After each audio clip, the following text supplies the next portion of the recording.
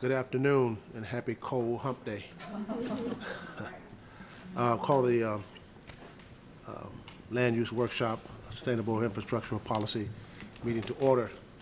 But before we get started, before I turn it over to Mr. Merrill, I wanted to run something by the board and get your opinion on it. And we don't vote on this today, just to get your opinion.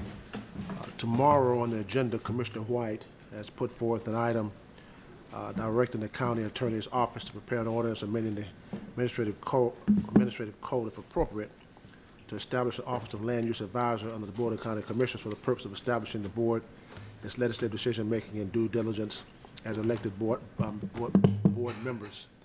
I don't know what the outcome of this is going to be tomorrow. Mr. White will talk about that tomorrow. But my concern is this: if this goes forth to the county attorney's office, and the board decides to give it to the county attorney's office goes through the process and procedures of drafting the ordinance and setting public hearing dates and things along those lines, I don't feel we need to continue with the workshops until that's been rectified. I think the workshops need to cease until that time, until the county attorney of this board, if we decide to do that, brings it back, and we start the process. I just think that if we're going to hire hire a land use advisor, that we need to hold off on the workshops until that is taken care of. And then we go back to the workshops if this is the board's decision. So I want to get your opinions on that, because I just think that today, after this workshop is over, if we decide to do this tomorrow, that we hold off on all the other workshops until this whole entire process of looking at hiring a land use advisor to the board is rectified. Commissioner Owen, you recognize.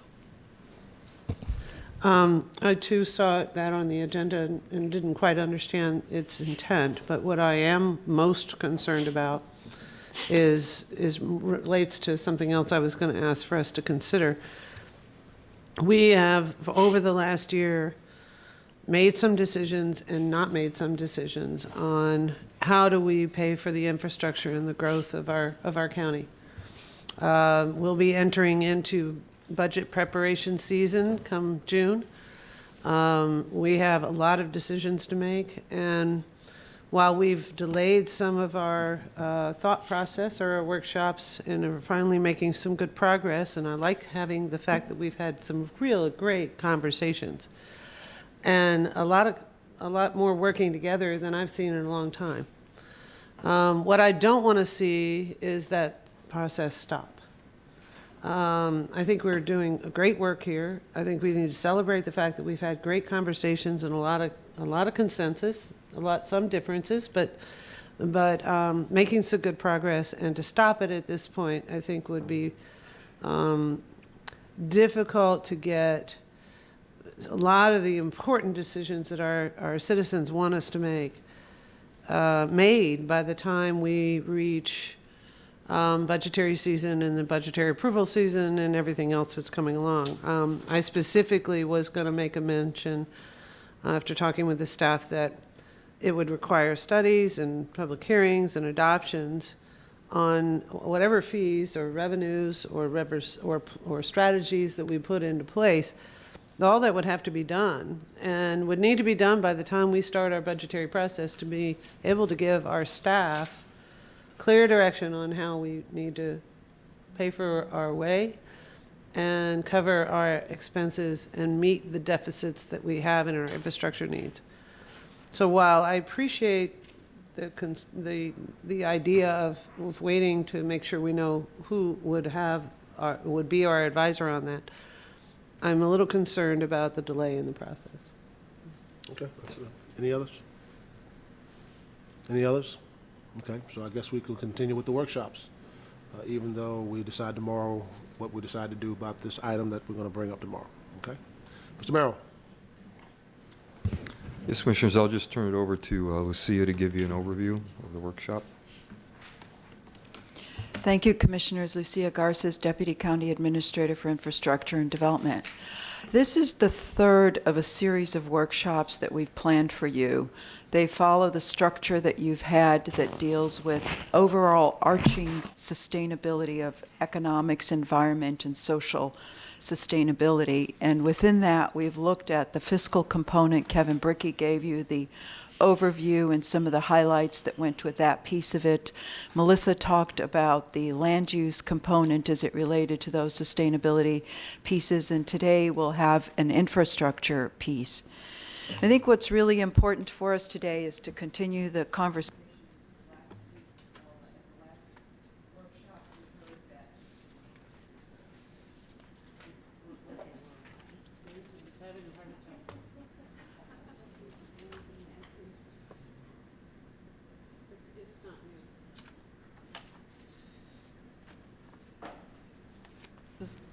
Every meeting. You'd think I'd learn how to drive this car by now. What is important for us to take away, though, is your thoughts and ideas about how and where we grow. So at the last meeting, the conversation came up about population projections, and a question was raised related to the MPO projections. How does what we do relate to the MPO projections? And there are MPO projections that were used for the long-range transportation planning process. Melissa will talk to you about those. What's important are those the projections that we want to be using moving forward? There will be a series of nodes that we'll introduce to you as we move forward. We'd like feedback on, are those the nodes that we want to be considering as we move forward? So without that sort of baseline conversation, it's going to be difficult to wrap our hands around where infrastructure goes, how it goes. The other piece that is important to this is when the surtax clears up and we begin serious planning with surtax money, with transportation surtax money, it will be important to understand where we can use surtax money for connectivity issues, where can we address Vision Zero issues. And so those focuses of growth are going to be really important. It will be important for us to know whether I-4 is a node we're pursuing. It will be important as we talk about TDRs and all of the other incentives that you are looking at. So all of these things are fitting together, and for us, the takeaway today would be very important to what population are we working with? And if we decide that, if this board decides that 24,000 is the number that we're looking at, that would be very helpful as we move toward comprehensive plan policies, as we move toward land development regulations, as we look at infrastructure funding and fiscal components of how we grow. So those are the overviews today as we move forward. I think what will be important too is Melissa will talk a little bit about the importance of a state requirement that requires us to take a share of statewide growth. So we have a responsibility from the state to consider and to be a partner in accepting state growth. And she can, before I butcher it up anymore, she can detail that piece of it. So having said that, I think that maybe provides some of the overarching pieces as we move into this conversation. As I said, it will start with some population projections provided by Melissa. It will really identify those that have been identified in the long-range transportation plan. It's really important to look at those because that's the piece that's kind of driving long-range transportation planning. And that LRTP can change if this board chooses to look at different population distributions. So it will be important component at the end of this to understand if that's the population total number that we're dealing with, as well as the allocations and distribution. Following that, we have infrastructure policies, and those infrastructure policies are somewhat general. They are not identifying any specific pieces, and in part, that's because we need to have a better understanding of how we grow and where we grow, I think, in order to identify the next level of granularity in infrastructure development. So having said that, we'll kick off with the PowerPoint. And I think some of what I've described is already in there. If the board has any questions about kind of what today might look like and what we hope to achieve, I'm open to answer those questions. Okay. Good afternoon. Good afternoon, Melissa Zornita, Executive Director of the Planning Commission. So my piece, as Lucia mentioned, is going to be following up on a number of the questions that were raised at the last workshop, delving in specifically to the population and employment projections and how we did the allocation that was supporting the long-range transportation plan. It's important to know that the population projections and this type of allocation, it's a planning tool. It's not something that gets adopted. It's not binding on the board. It is driven by your policy direction. And so that's what shapes all of this and why it's so valuable to me to hear from you all what policy direction you want to go in so that we can continue to shape this and change this going forward. So the first question that was asked was about the average growth that we have had. And looking back from 2010 to 2019, we are currently adding on average 23,000 plus people per year. So this shows you how it was lower in the recession years and how we've gotten up to... Hold on. We don't have anything on our screens. Oh, okay.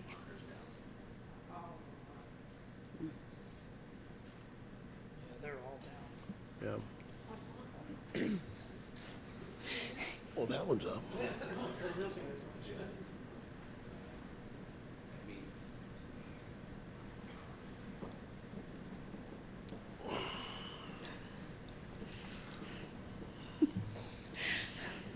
It's the weather. It's the weather. They've frozen up. They froze up.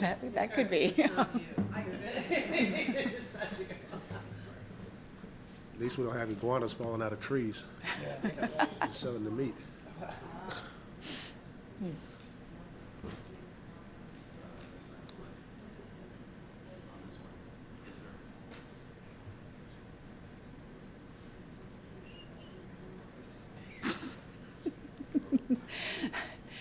Interpretive dance. No.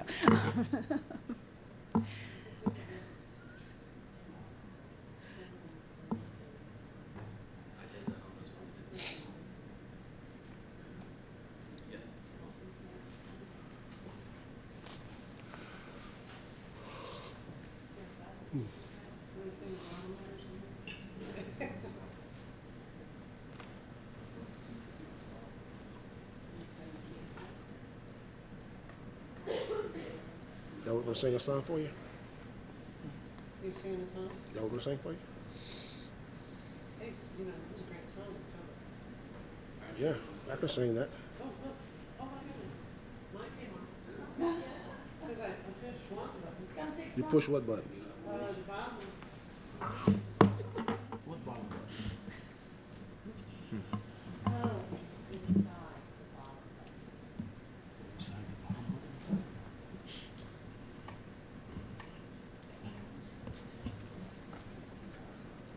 Oh, mine didn't work. Oh, there we go. You have to own a company to know how to work technology. Something's back here. On the inside, all the way back. And the inside where? Back here? Oh, back there. This one. It's way back there.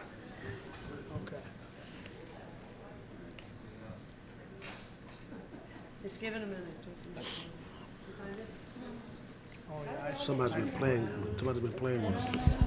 The first rule of home repair, is it plugged in? And is it turned on?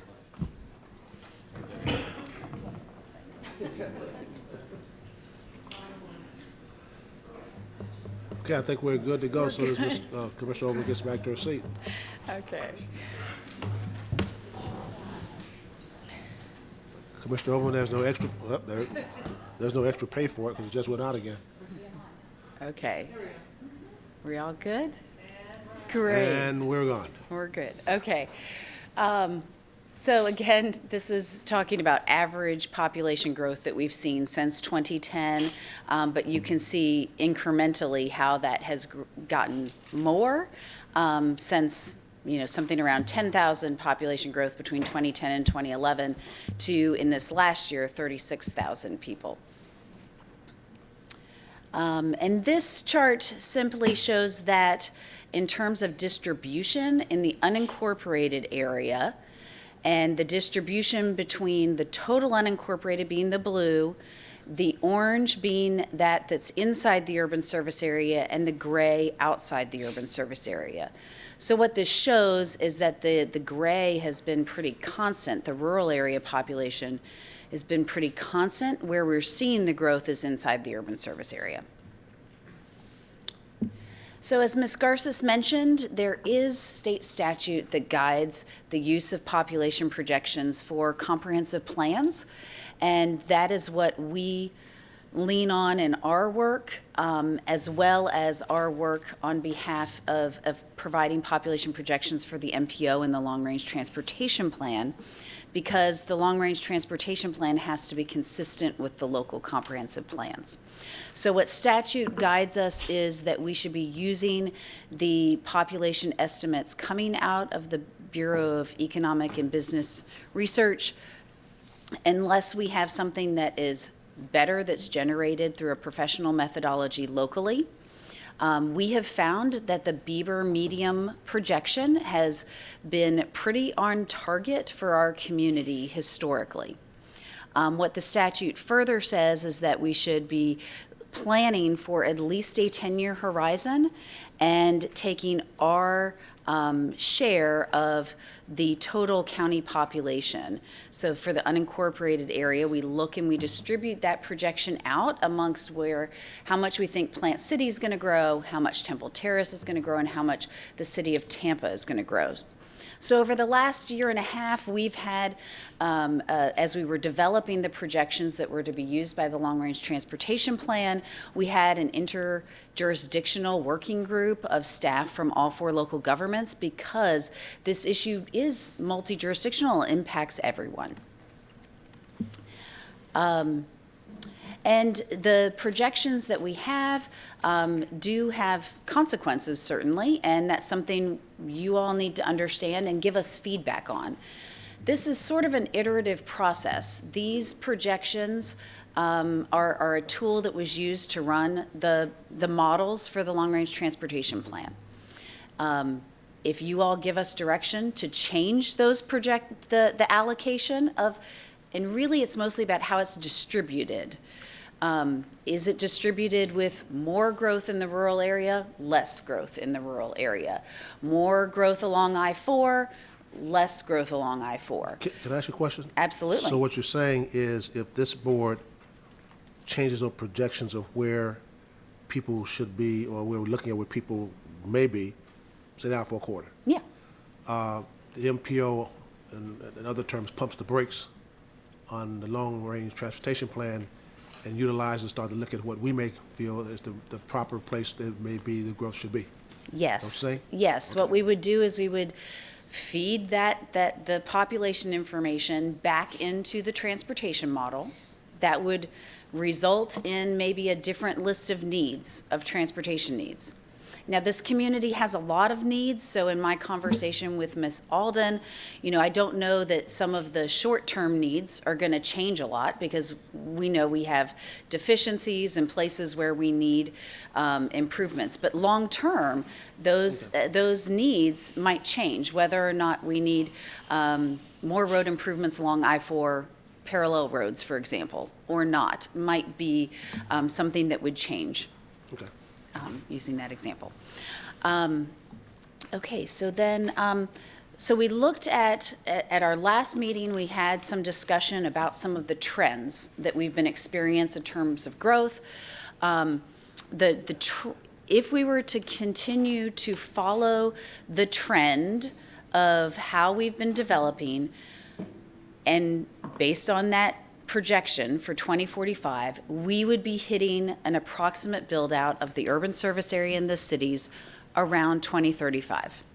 Again, as I've said before, I don't have a crystal ball. This isn't something that I can say, May 1st, 2035, we're going to hit it.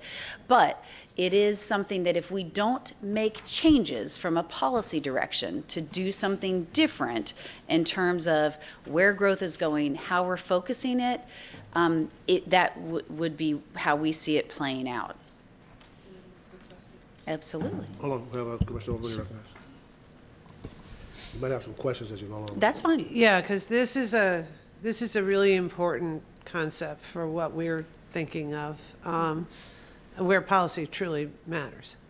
So, for example, if I understand what I'm hearing you say when you describe about our approximate build-out of the urban service area and cities, that's based on our current density recommendations or our current density levels and approvals, because those are two different things, as you and I have discussed, or we have discussed over, so actually during these workshops, that a significant portion of the urban service areas density, recommended density areas are not being met by a pretty significant margin, if I'm not mistaken.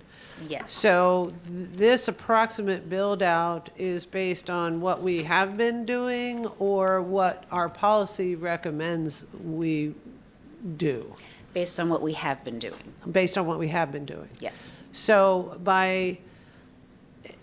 this is in the trend of what, if we don't change not only our policies, but in how we approve things or how we approach our growth, we're going to hit a wall. You're suggesting somewhere between 2033 and 37, right? Yes, Is that what yes, you're saying? yes, Okay. I just want to exactly. make sure I got it, because I know that we have density recommendations, and we're looking, and we've had conversations about how we use TDRs. So that element, we can move that needle pretty significantly if we change the way we're approaching it now. Absolutely. Okay. There are a number of policy options, and that's part of the direction that I think we need. Excellent, thank you. Commissioner White, you recognize. Thank you. Mrs. Ornita, so does that mean that if this board makes some monumental land use policy changes, like in the area of rural preservation and environmental preservation, those policy decisions would then impact future Bieber projections? Is that right? The Bieber projections would react to our policy decisions. Is that right? Or? Yes. They do take a look at some of the policy constraints in terms of land and what's available for growth, but they Okay. also look at, it's a balance, as I understand what they do. It's a balance also between them looking at what's coming to the state of Florida and then sort of distributing it amongst the counties. They certainly look at something like Pinellas County, just as for a point of comparison, doesn't have a projection like this because they don't have the land available for that kind of growth, or so they consider a certain amount of redevelopment that is sustainable for Pinellas County. So I think, yes, if we had certain constraints, theirs is that they just are out of land, but if we had certain constraints, they would factor that in. In South Florida, they look at that they're starting to hit up against policies and land area against the Everglades, for example. And so, but then they also take into account that downtown Miami and other areas are growing in redevelopment. So I think they do a balance of trying to distribute it across the state, but also based on the constraints as they understand them. Right. And if I understand that statute correctly, while this board is doing this work, we're only legally required to plan for that 2030 number at this point. I mean, we're not legally required to plan for the 2045 number at this That's point. correct. The 2045 projection was utilized because the Metropolitan Planning Organization was legally required by federal law to plan for the 2045 time horizon. Okay. Commissioner Kemp, you recognize.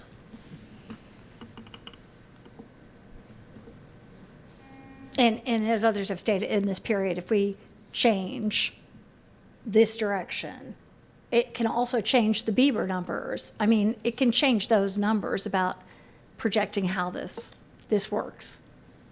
It could change the Bieber projection. I don't know to what degree that would, and certainly in the further out years, there's probably more variability in their projection than there is to a closer year. And as you said, like the numbers I've seen from Pinellas, they have stopped growing. In fact, I've even seen projections that are minus, I think because of sea level rise and other issues. And Pinellas, county has been basically flat. That's why the impact fees in Pinellas County are irrelevant, because they don't have any growth or development. And so that's one thing about that. But here's what I find is hugely missing for me from this whole formula. Across the nation, as well as here, we've seen a huge increase in people locating and wanting to locate in cities, back to cities. And the population in years past in the city of Tampa, which was actually, and other cities were actually decreasing, are now attracting growth and here at an unprecedented rate from what I can tell. So absent from this, I mean, we talked a little bit about Plant City, but I find it working, it's kind of like working in without a real picture when we don't actually have Tampa and Temple Terrace broken out here in a way that we can understand and account for, because certainly, I mean, it's 175 square miles, and it's the most dense square miles of the entire county. So I'm just Certainly, and in the presentation 2 weeks ago, I had included some of the city information, had included slides about changes to trends such as transit-oriented development that would be mostly focused in the city of Tampa. My understanding from the questions was that I thought you all wanted to drill down into the unincorporated area, so I apologize if I missed the mark on well, that. I'd also like to see, since we're being this presentation, I get that, but with this presentation, it's kind of a little bit shooting in the dark without knowing. If we're saying we have to plan for this population, how much of that population is now headed in to the city of Tampa, or how does that play into this? I think is extremely important, since a lot of these people may choose to be there and re-densify, and even areas like USF that we've talked about doesn't even has septic. I can't even believe it. And the possibilities for densifying and redevelopment. I mean, we could endlessly, within the urban service area, we could have 5 Manhattans if we chose. So I just like to try to Sure. figure that out. And the city of Tampa, I shouldn't quote, I believe their projection is about 150,000. I may be misremembering it because I don't have it in front of me. But that was a jump in how much projected population compared to when we did this for 2040. Right. That they would take based on the trends that we're seeing again, and the fact that we factored in that there would be some, based on the sales tax passing, fixed guideway transit connecting the university to downtown to West Shore. And so we thought, rely on some transit-oriented development, Right. Absorbing additional population and creating additional jobs in the city above and beyond what is allowed today. Okay, thanks. Commissioner Smith, you recognize. Thanks, and excellent points about this this build out and how policy, how it's reflecting past trends and how our policy can change the future. But also, I just want to point out that even more importantly, maybe, build out is not some scary brick wall. We can put it off, but when we get there, like has been alluded to, it's not the end all of our economy or growth or anything. Pinellas County has been at build out for 40 years or more, and because they can't sprawl. lucky them. So yet they continue to grow and expand their economy, and they just issued a State of the Economy report, just out now, that shows their economy is growing. Construction set records. Employment was up, poverty was down. The median household income in the city was up 26% in the last 5 years, and that beat Tampa, which is up 19%. So they're doing better than us on many fronts. And for African Americans, median household income hit 72% higher from 2014 to 2018. So all across the board, people are benefiting in an area that has been built out for 40 years. So, yes, great, let's change our policy to put that off and to grow sustainably, but eventually we're going to have to just enjoy growing our economy even if we're built out. Proceed. Thank you. So, as I said, we did an allocation of that population growth that was utilized for the long-range transportation plan, and that was one of the things I was asked about last time. So I wanted to provide some detail about what that looks like. Inherent in that are that it is based to some degree on the adopted comprehensive plan for the unincorporated area, very much so on those for the cities, for all three of the cities. Now, the county's plan was last updated in 2008, and so there's a bit of a disconnect between the policy direction that is in there and where we're headed right now, and that's part of what I think through this process we want to close that disconnect. We want to make sure that your infrastructure plans and the tools that are being used for that match the policy direction where you want to go. So what we utilized, and this is one of a number of scenarios that could be utilized, is that we had about 200,000 people going into existing greenfield development in the urban service area. We had about 80,000 people in redevelopment in the unincorporated area in the urban service area. We identified 3 primary areas where we were having some expansion. One was outside of Plant City, in particularly the northeast quadrant of the city that could accommodate about 20,000 people. We identified the nodes that were outlined in the Urban Land Institute's study of the I-4 corridor, and that equated to about 32,000 people. And then we looked at building out the RP2 and the Waimama Village 2 at the 2 units per acre, which I know we're also in the process of studying that right now. That equates to about 13,800 people. The remainder of the growth is natural rural growth at the rural densities that we have in place today. Much of the unincorporated rural area is 1 unit per acre. That absorbs a good chunk of this. And then there's areas that are 1 to 5 that certainly Keystone, Lutz. People are still going to continue to build houses on 5-acre lots out there.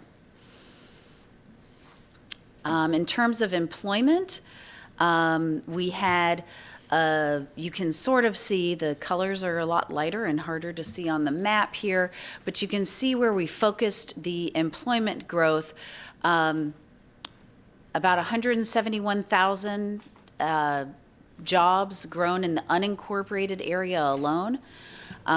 More of the jobs go into the city of Tampa because that's where the existing job centers in downtown and West Shore and to a certain degree the university area, that's split. But you can see that the job centers focus on the areas in the unincorporated area along the I-75 corridor, some along the I-4 corridor, and some north of the airport in that area north of Lake Benjamin Road. Drilling down a little bit further into the population and then what that means, what these projections mean in terms of dwelling units in particular and employment. This slide shows the split between the population or the employment going into greenfield areas versus redevelopment areas. Again, this is inside the urban service area, but just the unincorporated portion of the urban service area, not inclusive of the cities. So this shows that approximately a third of it will go into redevelopment. Then we took that same look at the unincorporated area outside the urban service area. Here, the different colors indicate the growth that would go into expansion areas, areas that are not currently in the urban service area, versus those areas that would just be still rural. And then we took that and translated that into densities, because we've had a lot of discussion about that topic, and this shows some more aggressive densities than how we have been developing. So our hybrid may not be your hybrid allocation. We talked about a hybrid at the last workshop. So that's some of what we want to find out. But our hybrid looked at inside the urban service area, densities over 4 dwelling units per acre, which the trend has been probably closer to between 2 and 3 units per acre. And in redevelopment areas, a density of over 9 dwelling units per acre. And then the expansion areas, because those would be areas where if we were going to expand the urban service area, we bump the densities up, would have a 3.8 on average. So we continued down the path of drilling down into this information and gave you some information by sub-areas, which helps. We've talked a lot about unincorporated versus the cities. This now starts to get at different areas. To the extent possible, we tried to lump together some of the community plans and follow some boundaries that are familiar in the community. So this map shows you what in blue, the 2015 population was versus the future 2045 population for an area. So someplace like South County, you can see in the sub-area that is labeled South County, this brown one down there, that it goes from 75,200 people to 158,400 people. That population doubles. And so, yes. So that's based on the land. I think there's several, I forget what they're called, economic opportunity sites in that area that would bring jobs. That's based on permit applications possible, based on our current plan, and not based on sea level rise and at-risk communities, correct? Correct. Just curious, because area is hugely prone to damage as a result of climate change and sea level rise. Sure. So I'm asking. It's based on the way we have been growing. Yeah, the way we have been growing, our adopted future land use map, where there is vacant and developable land, and then as Ms. Garces showed in the presentation the last time, there are a number of projects in the pipeline that are already approved and in the process of being permitted in that area. So that all is factored into that. Yeah. And some of that may have even been built, because the blue number is 2015. We're in 2020, so some of this population is probably already there. Okay, today. that's what I was anticipating. Is like I think we've got we probably have more pretty than big dent 75 in that number now. already. Yeah. So Yeah. okay, thank you. Commissioner White, you recognize. For the East Hillsborough rural, going from approximately 15,000 to approximately 40,000, is that projection based upon land use policy remaining the same, or does it contemplate some changes in? That's based on it remaining the same. Okay. Proceed. Okay. Great, so this simply shows that in a bar chart form, and you can see again, like things like South County pop right out as big growth areas in the unincorporated area. In the next set of maps shows by those same areas the employment growth. For, again, the blue being what it was in 2015, the red being how we were allocating the projected employment growth in those areas. And again, we have a bar chart that reflects that again. And here you can see, for example, downtown is one of the spikes that really shows a lot of continued employment growth in downtown. And that... Excuse me, Commissioner Yes, White, sir. you recognize. Sure. Someone please correct me if I'm wrong, either county staff or planning commission staff, but I've seen 2 slides now that tell me that projecting even out to the year 2045, we're still going to see a scenario where South County residents are traveling large distances to get to and from work. Based on our current future land use and policies in South County, yes. Okay. We did not have anything.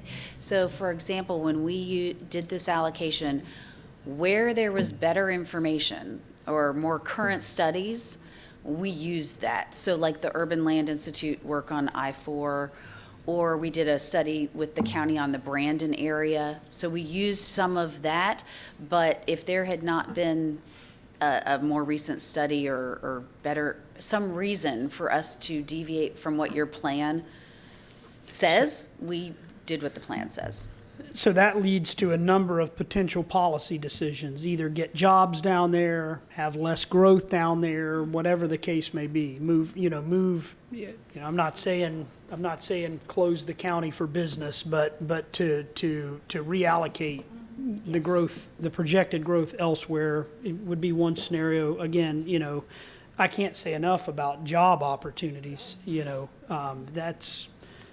that's a direction that I would be inclined to look in is, what can we do to bring, solid, high-paying jobs, to South County. I think with the explosive growth that they've already experienced down there and are likely to continue to experience regardless of what we do on the policy front, how do we foster an environment that provides for those job opportunities without continuing, this pattern of commuting in and out of Tampa.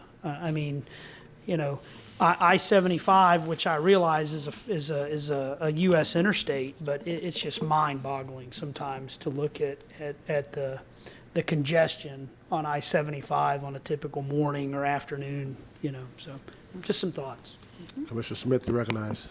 Just to quickly clarify, because I think a lot of us were following, but maybe some might have missed the point. It's the comparison between the population growth in these areas with the with the comparison of the projected jobs that is just mind-blowing. And it took me, speaking of I-75, took me 90 minutes to get to work yesterday, and it wasn't a big bad crash. It was kind of normal.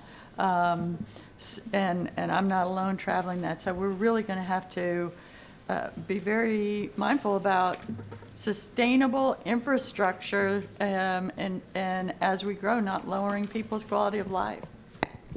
But one of the things we'll be looking at with the WVR2 area specifically is how to provide for that housing concurrently with jobs, and also in the BALM RP2 area. And it's not just jobs; it's also services to capture some of the trips that people are making to the cities for doctor's appointments, shopping, restaurants. Yeah.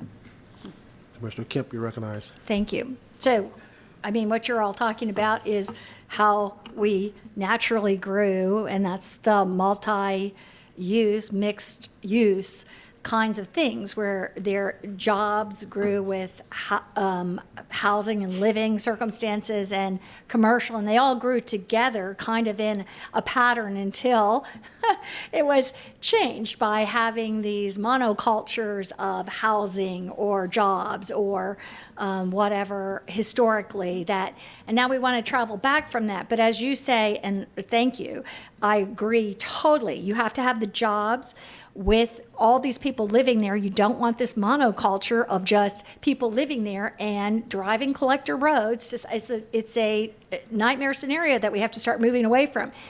The inverse side of that is that forever in the last 5 decades, people were moving out of cities so that all the jobs were concentrated on cities and people weren't living there. So the kind of opposite inverse thing is what we, I think, want to have at cities. So want to have more people living in a city like Tampa so they don't have to so that they can actually just be at their work where some jobs are. So we're looking for jobs in the areas where there's a monoculture of housing and things that people, making places where people can walk or easily get without these long commutes and having those opportunities all in one community. And we have developed in a way that hasn't in the last 5-6 decades since World War II hasn't been it. So I see both sides of that happening. Mr. Overman, recognized.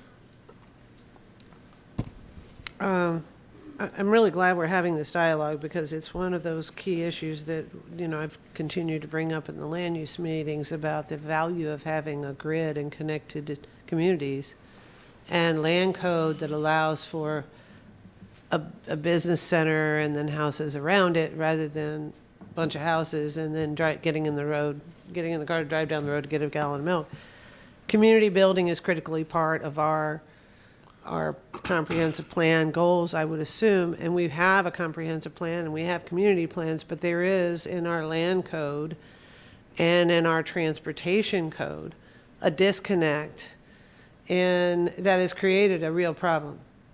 Because while we have, in future slides, some areas of key economic opportunity in South County to grow and create jobs, but not for 75,000 people and not for that many people who don't necessarily have a job in South County, but will need a job in our major urban areas. So irrespective of what we do in our community plan, we have to incorporate, in my opinion, a good transportation policy that marries our land development code and our growth code that incorporates how people get around. Part of the reason why South County residents scream at us every time they have an opportunity is because while we've built great housing resources in those areas to help deal with the fact that that area is growing, we had the land available, we didn't make it connected. So there's very limited road structure in that area to get through. So we've adopted this, put them all in this pipe and see if they'll get there. And the only way that really works is when a road's reliable. And to your point, I-75 as a road is not a reliable road. It breaks down every day, just like 275 in Howard Franklin does, just like any other road structure we have. They will get us there, but they break down because we break down, or drivers break down. So looking at ways either through things like extending the Selman or using the CSX lines that go south into Manatee County, where people who live on that line don't always know whether they live in Hillsborough or Manatee because it's basically the same area as far as they're concerned. It opens us, a transportation plan opens up the opportunity to address some of the biggest pains in the quality of life of the people who live in South County that we hear on a regular basis. So we can't do it separately, in my opinion. I think we have to do it to include what our long-term transportation plans are, which is why the MPO deals with the population. But why we can't be forget how critically important it is that we incorporate in our community building the way that people get around, whether they work in the same neighborhood or whether they have to work in other areas close to our airport. At McDill, one of our largest employers in the region, that should be celebrated because it is the only base in the United States with two commands. That creates an enormous amount of economic opportunity and jobs, but it's still where it is. So how do we create that connectivity, I think, is an important part of this discussion when we build our land code. So, thank you. Let me ask you a question. We're not moving back to the airport space. You can forget that. We're not at next steps yet, but I'm looking at what we have here, and obviously these population projections and job growth projections that you've given has raised the air of some of our members here, and I keep hearing moving people to the city, to the city, to the city. Don't you think we need to have the mayor and the city council meeting with us to talk about this? Because they may have a different approach from what we're talking about. I guarantee you they may have a different approach. So I'm suggesting that if we're going to continue that, and I think this population conversation is just not for today, it's for the future, that we have a meeting with and if we could swing it some kind of way with the mayor and the city council of Tampa, and if we want to talk about doing it with Temple Terrace, we want to talk about doing it with Plant City, if we're going to try to say more people should be going into these cities, we want to hear what they have to say, because their thought process may be different from what we're saying. And if that's the case, we got some issues. So that's my suggestion. And I'd like to hear if anyone else thought process on that, because I think that's what we need to be doing. Nobody, huh? I'm in the queue. Okay. Commissioner White, you recognize.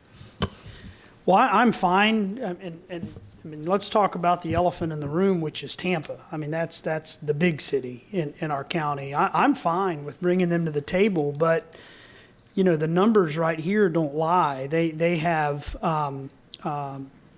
job numbers that are significantly greater than one job per person, which means that they're realizing the benefit of the property tax revenues from skyscrapers and commercial buildings in the urban core, where they don't have to provide as high of a level of service as we do out in a sprawling, unincorporated county. So, I mean, just, I would just ask the rhetorical question of whether or not it's fair that we continue to feed that, Something has to change from a policy perspective.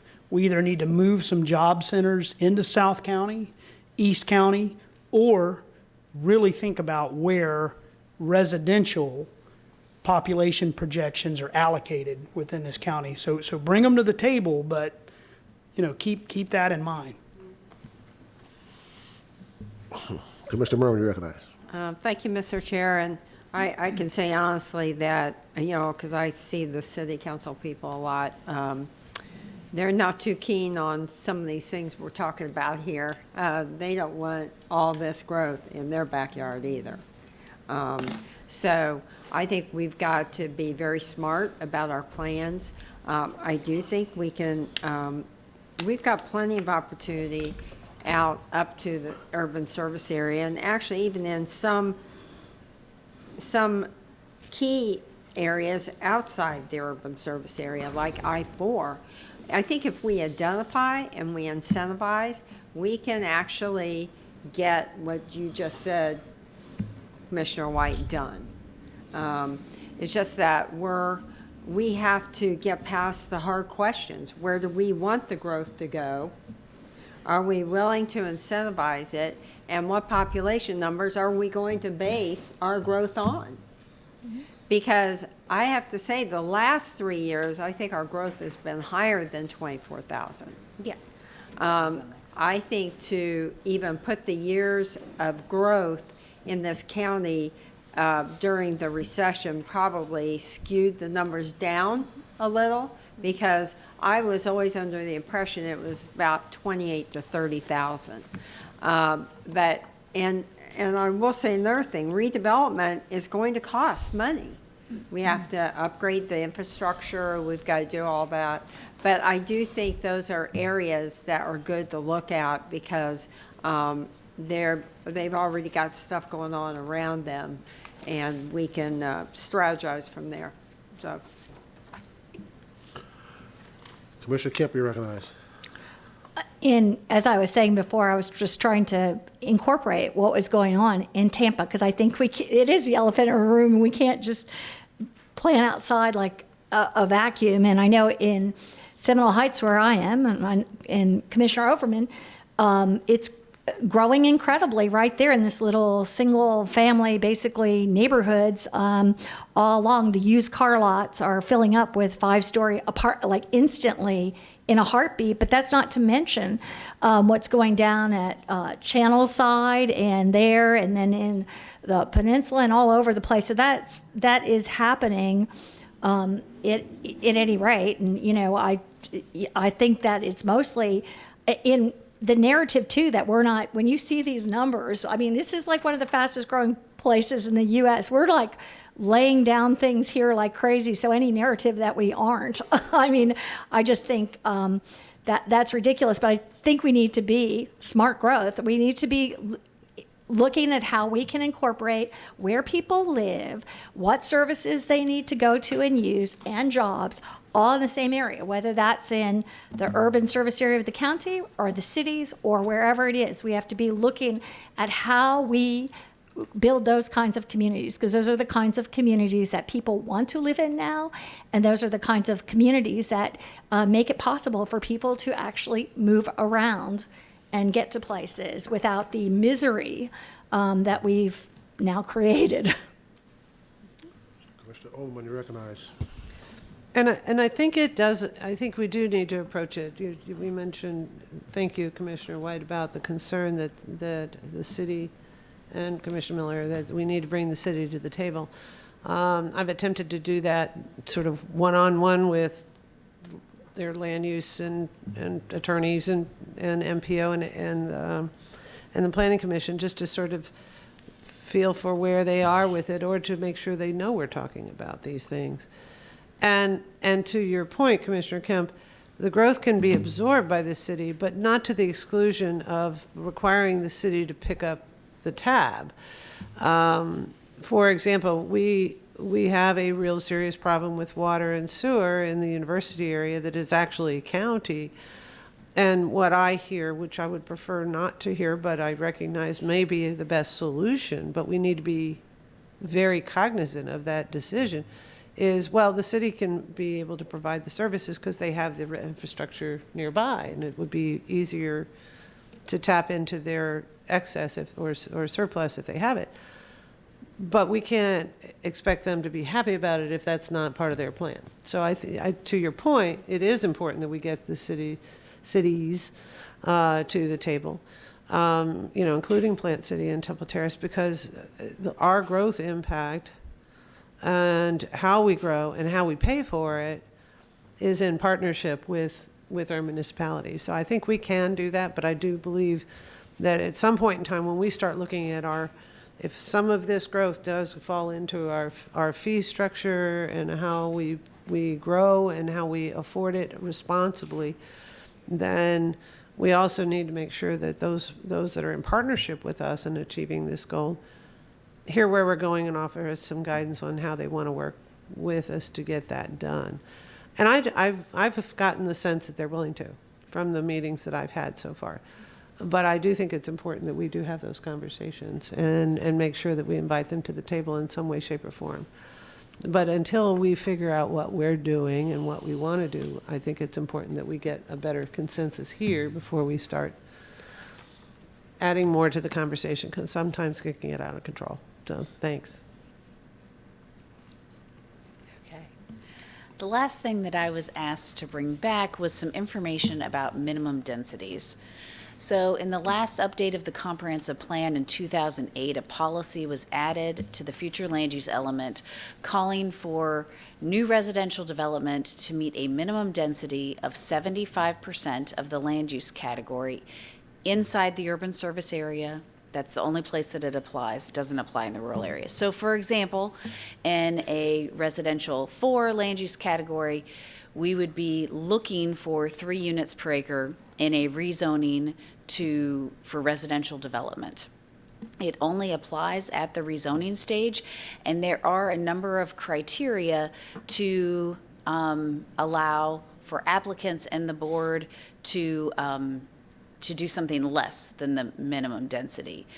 Some of those deal with things like environmentally sensitive lands, which we might not want to be cramming additional density on the upland portion if that would impair sensitive wetland. But it also deals with compatibility in those criteria. So we, in the time we had since the last workshop, were able to look at the rezonings that were for just residential development in the last year that were approved by the board. So there were 21 of those that were residential only and that were approved by the board. And of that, 16 of them, or 76%, were approved meeting the minimum density. So that's just a little bit of information. Of course, we can continue to go further back, but that's what we were able to get done in a week. Question. Commissioner Smith, you recognize. Okay, so, but I still think we're not meeting that minimum density of we're not meeting that goal of 75% of our minimum density. I know that in every zoning hearing, we also see a lot of plattings, and we usually don't get the actual plattings, but when we have looked at those plattings a couple of times, we've seen that we might pass a zoning that does 75% or more of the comp plan density in the urban service area, but somehow when it's platted, we're coming up with less density. Is that So the policy only applies or is only evaluated at the rezoning stage. And you're correct. Once somebody gets into the process and looks at their stormwater calculations and things like that, they may not be able to develop what they said at the zoning stage. And I don't know if Lucia or Adam wants to address that further. How big of an issue is it in terms of meeting this goal, and should we consider policy changes or code changes that would help us increase density in the urban service area, since that's what I'm hearing? I think what might be appropriate, Commissioners, maybe a staff report on how it has been working, what it's intended to do. Is it doing what it's intending to do? Where are the pros and cons, and what are the opportunities if you indeed want to a minimum density policy and then regulation that follows through all the way? So I would recommend that be brought back at a future meeting, maybe a land use workshop. When we get down to the nuts and bolts of, thank you. That's great. Commissioner Kemp, you recognize. Thank you. And I think Commissioner Overman raised last time about the densities, and I wonder about that in an area like this where we're so inundated with water and wetlands and everything else, and how that affects the density calculation, for one. The other thing I wondered about in terms of our density calculations, a couple things were that the septic and our low pressure sewer system, and how that would affect how development can take place in a lot of places. Because if we don't have that infrastructure, obviously it's been a real crippling effect on Ruskin, Waimama, the septic in outside the urban service area in USF. So I just wonder about how limiting that is to densities that you can use as well. So I would think that would be, from what I understand, a build out of 80 years just to upgrade that in the urban service area right now is the projection at the rate that we're going, even stepping it up. So I just wonder, what effect that has, because obviously it's a really big limitation for us in terms of development. Mr. Merwin, you recognize. Thank you, Mr. Chair. I guess I'm just going to ask, I think we need to figure out where we want the densities to go and what it would look like in those areas, like I-4 that Commissioner Hagan talks about all the time, these RP2s, the node, and wherever the nodes are going to be, that's where we're going to drive the density. Is that right? Well, that's a great lead into the next slide that shows the That's the nodes. segue to the next slide. Well, I Thank you mean, for we queuing keep it up talking for us. about keeping it and pushing it into the urban, but urban is the city. I don't want to push the density into the city. I want to keep it so we can still build. I mean, because we have to think about our budget. If we push too much outside, we're, from the outside, then we're not going to, our budget's going to get killed, in the unincorporated. So, we have to really think of that too, and what the effect is going to have on our budget going forward. So I think you can take one thing and that leads to another, and now I think you really build your case. So, Commissioners, to follow up on that, your next slide is called nodes. And I think as we talk about where we grow, one of the things that we have talked about over the years is looking at our community plans as opportunities to look at increased densities in some, not all, not Keystone, not Lutz, but some of them certainly are appropriate. Brandon is one that we've talked about quite a bit. But this map also depicts the nodes that were identified as key economic spaces when in some of the previous work that we've done. And so we believe as you start looking at job housing balance, et cetera, it's important to look at those nodes as well. They also, nodes then represent those kind of activities that Commissioner Kemp referred to in placemaking and where people want to go. Oftentimes there's a term called a third place, where you live, where you work, and then where you hang out. And so it's becoming more and more popular to have these third places, and people like to have them where they can walk to them, restaurants, pubs, etc. So these are the kinds of nodes these are the nodes we focused on, and we would continue to focus on those because they seem to be the natural places. They seem to be, a number of them, ability to facilitate transit-oriented development. They are the IP districts, the area around the university. And as we said there, as we start to talk about infrastructure, many, many issues related to redevelopment and infrastructure in that particular area. These also, though, do identify the 3 nodes that the Urban Land Institute identified as part of its study of the I-4 corridor. And so these are the areas that we have been looking at as areas of opportunity for nodal development. Some of them are along major roadways where transit can be accommodated, but they have been the growth of jobs and places where people have historically chosen to develop, and a number of those are represented by some of the community plans.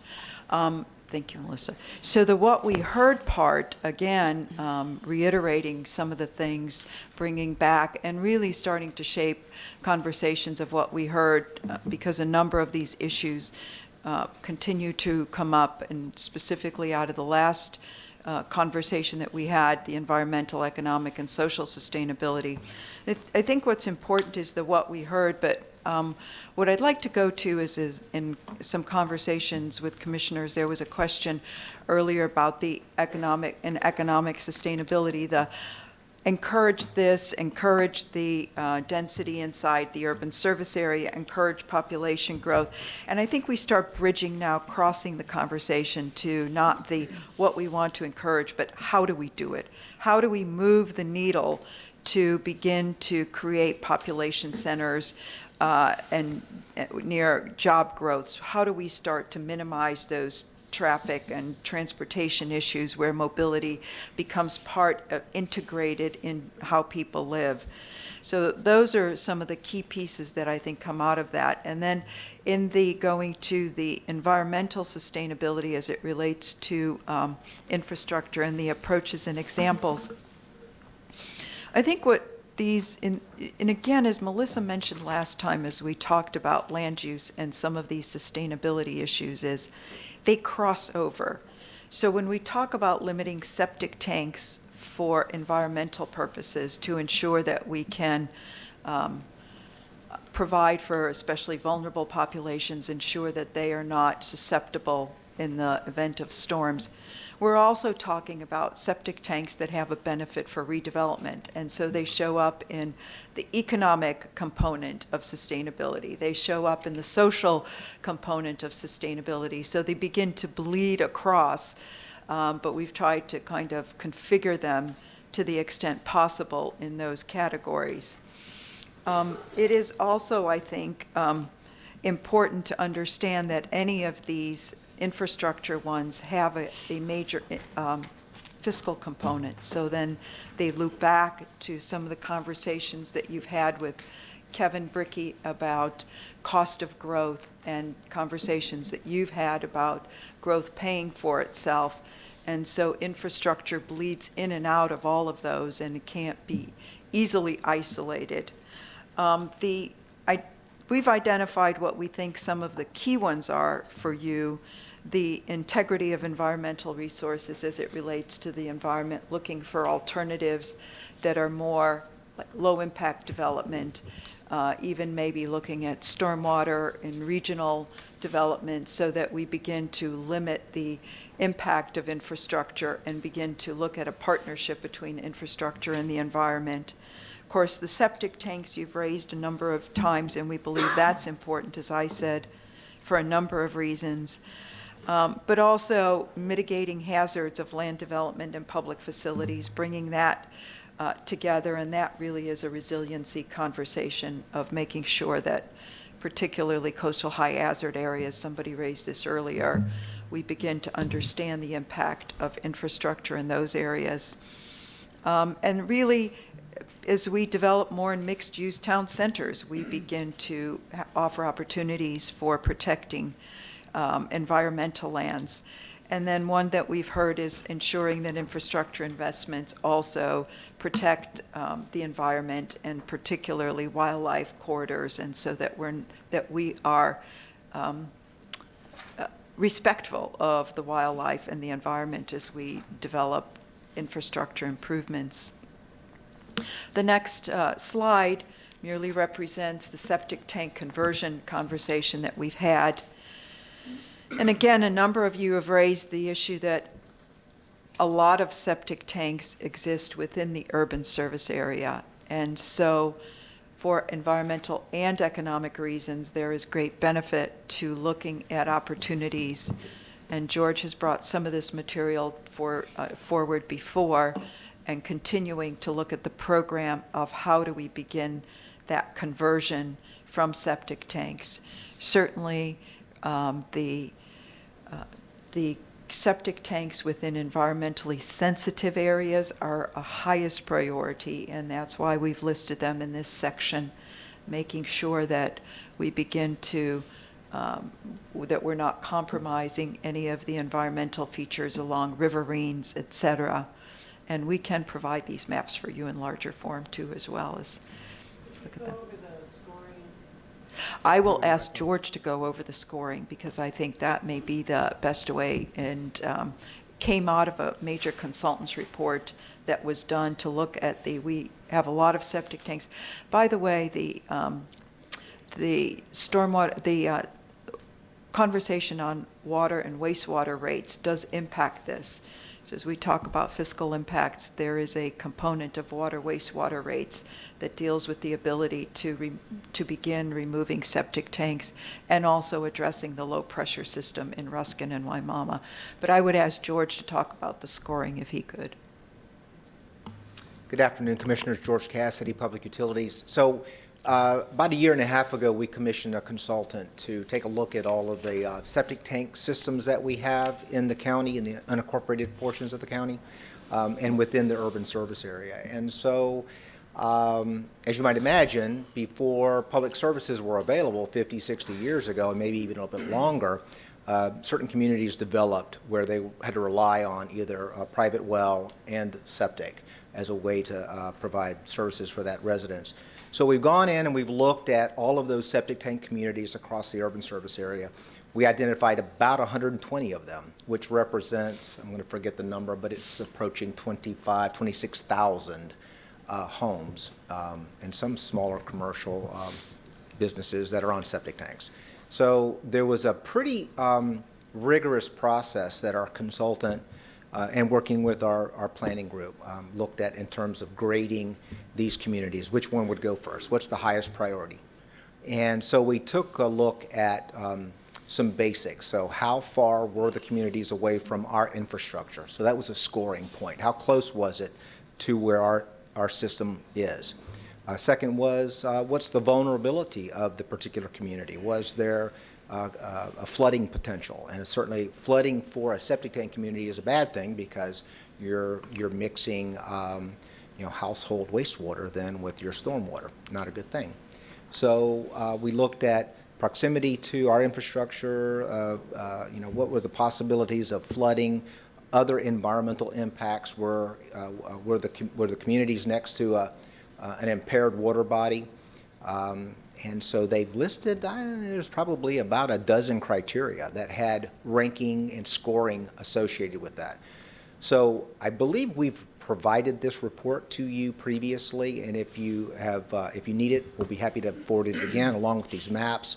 The report is really a nice brief read on the approach to scoring them from a priority standpoint, and then identifying which one we would want to go first. So there's 120 communities total, and several months ago, the board, Commissioner Merman and Commissioner Smith both, we've received some BP money to allow us to proceed with design on a couple of the communities in advance.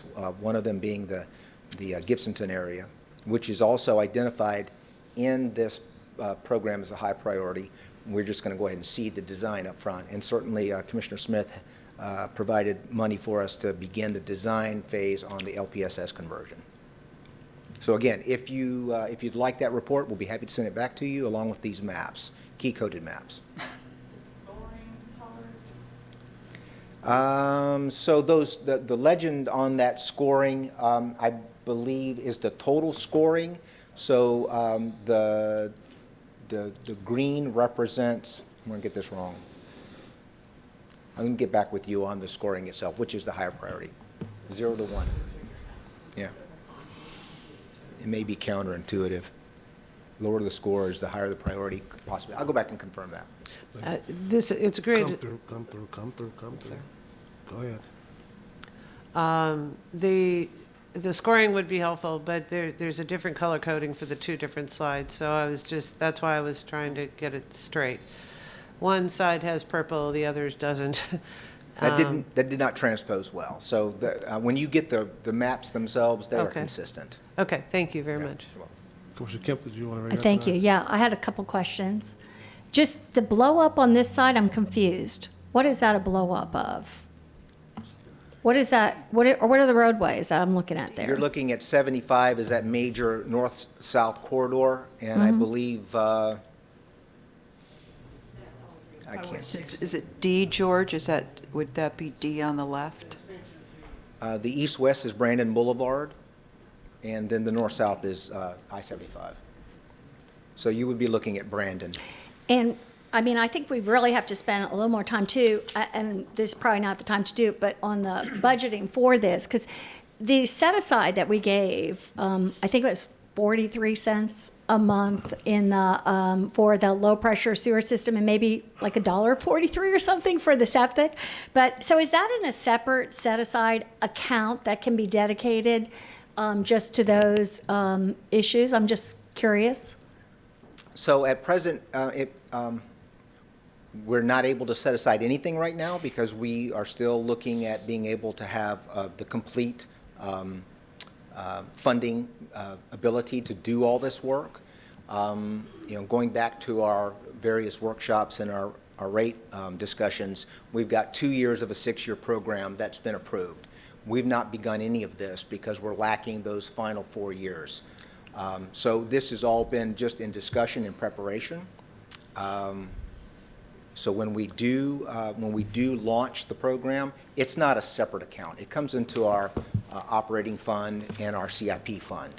Because it seems to me it really should be a separate fund, because even with that, that we put aside, I think in order to do, you were saying in order to do what we, need to do, it would be about, we had, even with what we stepped up, about an 80-year, was that correct, to actually do that So infrastructure? if we started with a 500 septic tank conversion per year program, yes, it's going to take a very long time.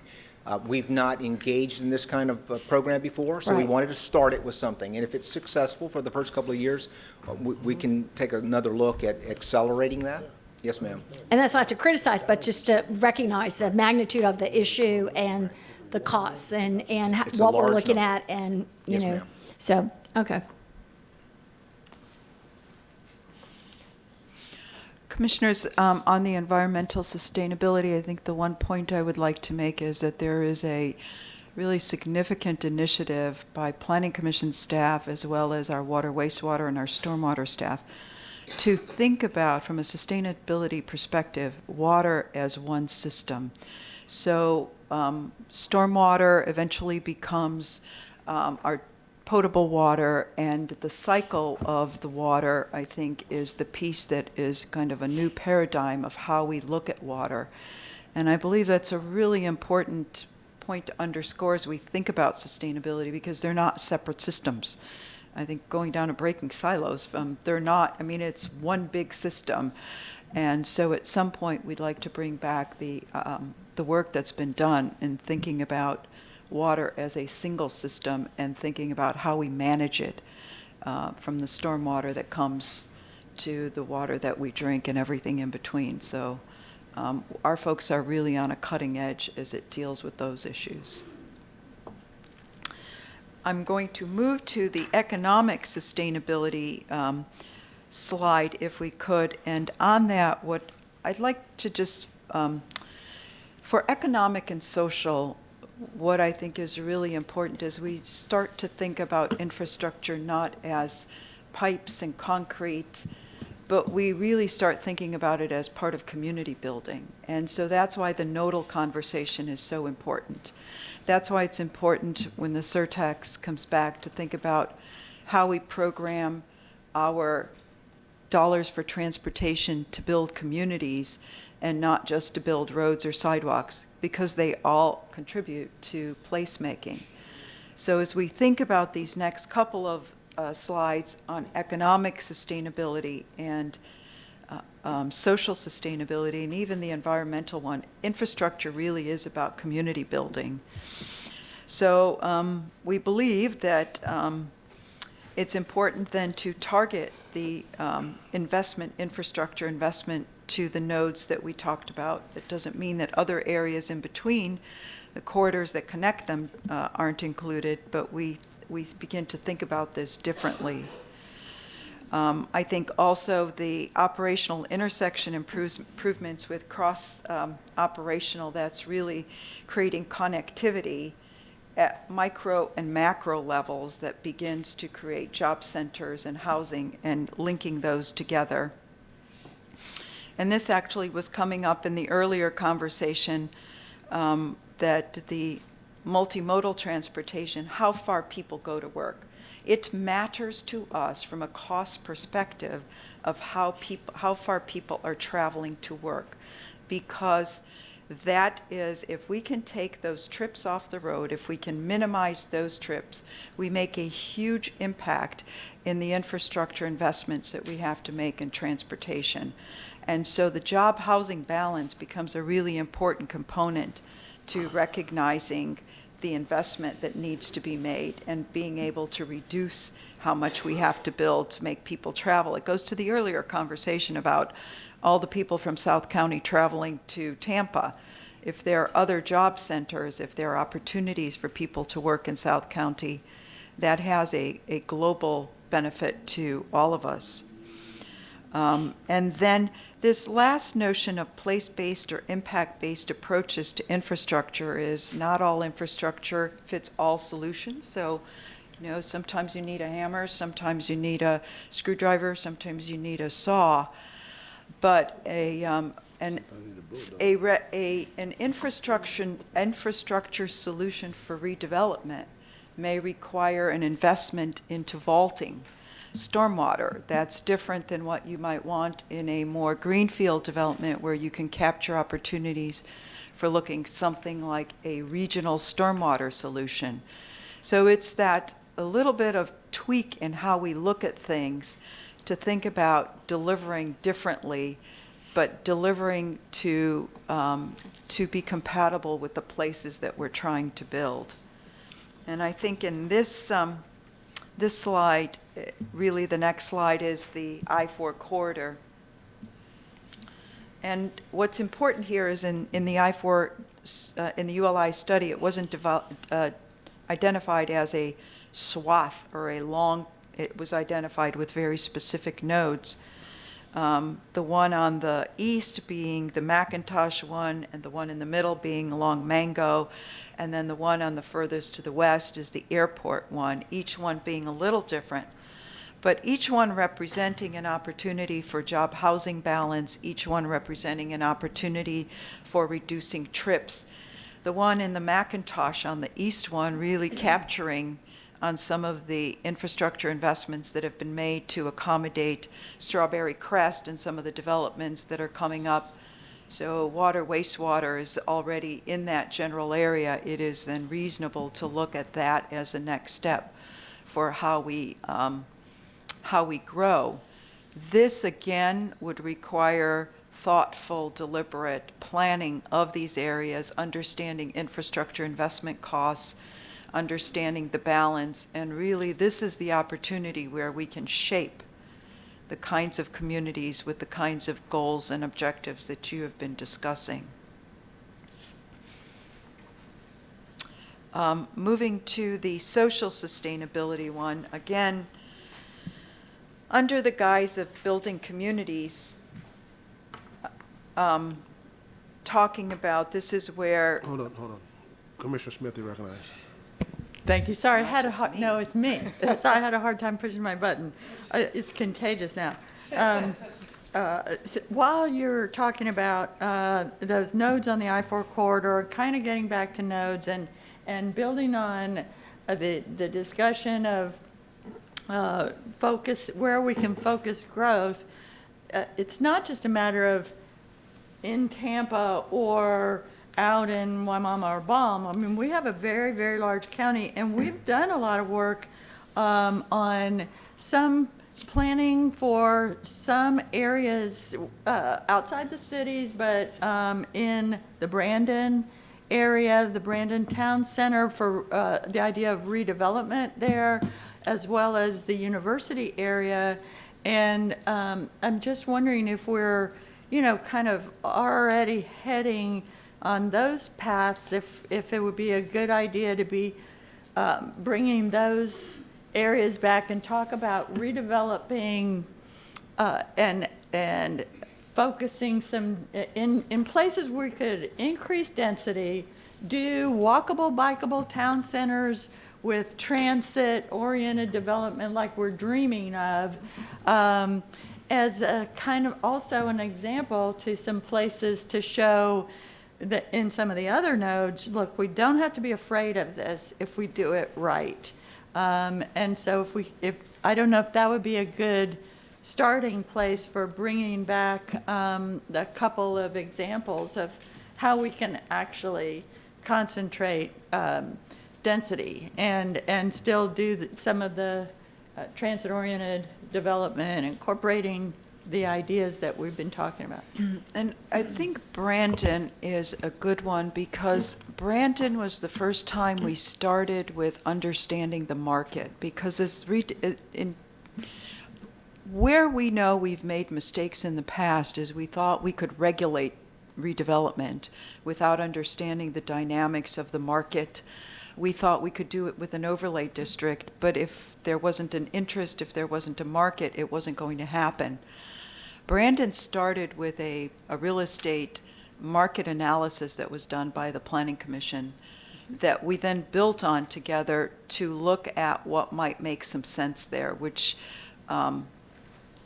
is a really important base layer moving with any of these discussions about density is understanding where the market wants to go and where we might want to reposition it and what we're willing to invest in the repositioning of that market. So we would be happy to bring some of the work that's been done. There's still much to do, but Yeah, be great. good partnership. And Brandon has great bones. It has great bones. Not much on, though. Commissioner Kemp, you recognize. Thank you. Well, I mean, I wish it had more of a grid. I think that that's where a lot of the opportunity is missed, actually, in Brandon, and that's what causes a lot of the problems. I'd really like to see us working on the grid. I've heard about this corridor preservation plan. I've been here 3 years. I haven't really had anything explained to me about how we could possibly move on that in Brandon. But I would say this. I think it's way premature looking at going over these new places outside the urban service area. I disagree with you, Commissioner Merman, with your earlier statement about urban is just the city of Tampa. I mean, we're talking about a massive area that's our urban service area in unincorporated county. And I think the thing that, well, actually, that's what I heard, but okay. But I think it is that kinds of things, that development like this, that really does wreak havoc with our budget and really hurts us. I mean, I think the example is Pinellas, where we can see, a place that is not growing, but they're able to do all kinds of amenities and everything with a similar millage and everything because of the fact that they're not having to catch up with our backs, track on 20, 30, 40 years of infrastructure not in place. And I don't think we should be moving into this big area in terms of that. The only thing I know that we have out there are the pipes going to Strawberry Crest. Other than that, and I can see that executive airport area being a place, and also down 301, it looks like a key economic, and I would think that we could do a whole lot more in terms of that and maybe housing. But I mean, I think in the county there's great places where some of them we even own, where we could be doing some great redevelopment. I understand it is way more challenging to incentivize or figure out redevelopment, but that to me doesn't mean we should just keep going largely in the direction we have been. And we just have to start to step back. Other communities are figuring out how to do it. And I think we just need to, be looking at how we can do it and wait for that opportunity. But if we keep pushing this out and doing what we've done, we take away the development opportunity and investment that we might have in Ruskin or Gibsonton or Brandon or other areas. And so I really don't want that to happen. We have reached 3 o'clock, and some of us have our schedules pretty tight, so we got to kind of bring this in for a landing. I can wrap up fairly quickly here. I think we just have the social piece, and I think we've talked about a number of these issues as they relate to social sustainability. This is where I believe affordable housing and Vision Zero come in. It is dealing with vulnerable populations, and so in my mind, that is a lot of the social sustainability components that intersect with infrastructure. I think the last slide only includes some of the affordable housing sites that we're looking at and making sure that they have appropriate access to jobs, appropriate access to transportation. And so that would be kind of the wrap up for this piece that deals with the infrastructure component. And what do you need from us? I think we've got good conversation. What we'd like to, though, when we bring back on February the 6th, we're going to take everything that we've heard and compile it into one comprehensive piece. In that piece, what we're going to bring back are the conversations also about growth and where it can go, and what we've heard from you, what we believe we're hearing of what you believe are opportunities for growth areas and unincorporated. I think the other thing we heard, though, is a request to have a conversation with the city of Tampa and the other cities about what portion, what is their share of the growth that they anticipate. I would look then maybe for a conversation with Melissa sidebar of what that looks like. So from us, what you will get on the 6th then is what we believe we're hearing from you and our recommendation of how to move forward with some of the how we grow and where we grow pieces, as well as the consolidation of the different policies and objectives that have been before you. Okay. Commissioner Overman, short. I'll make it short. Recently, we had the release of the State of the Region that the Tampa Bay Partnership put out. In that was a chart that had not yet been updated for 19, but I looked at 18 and found that since 2015, while we've seen, based on your numbers, a significant growth in population, our job growth numbers as compared to other Florida cities have actually declined as compared to Jacksonville, Orlando, and the U.S. average. So while we are getting more people, we are not growing our jobs as quickly. And the State of the Region report is a critical element of this conversation because it helps explain why.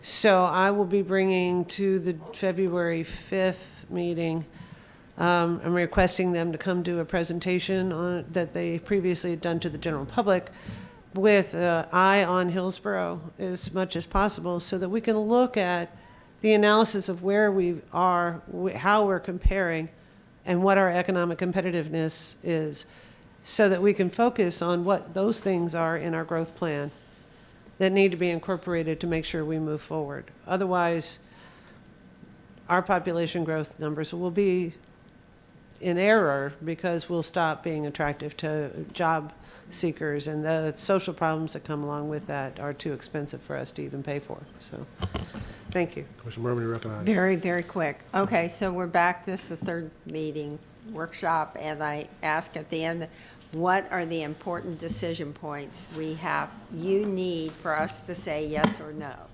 And I hope that you bring those back on February 6th around some of these issues, the density issue and the node issue, and because I do think there's probably some difference of opinion on some of the decision points that you need from us. I'm not sure, because I think I know what they are, but I just, for a frame of reference, I think we need to be very clear about what those decision points are, because we're not going to be successful unless we agree on that.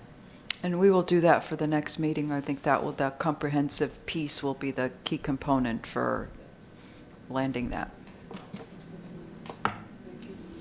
Thank you very much. I will be very fast. Commissioner Kemp, you recognize. Thank you. I just have to comment. I think and I've very closely looked at those for years, the competitiveness report, and I'm glad you said with a focus to Hillsborough County, because I find that if it focuses on the region, it doesn't matter.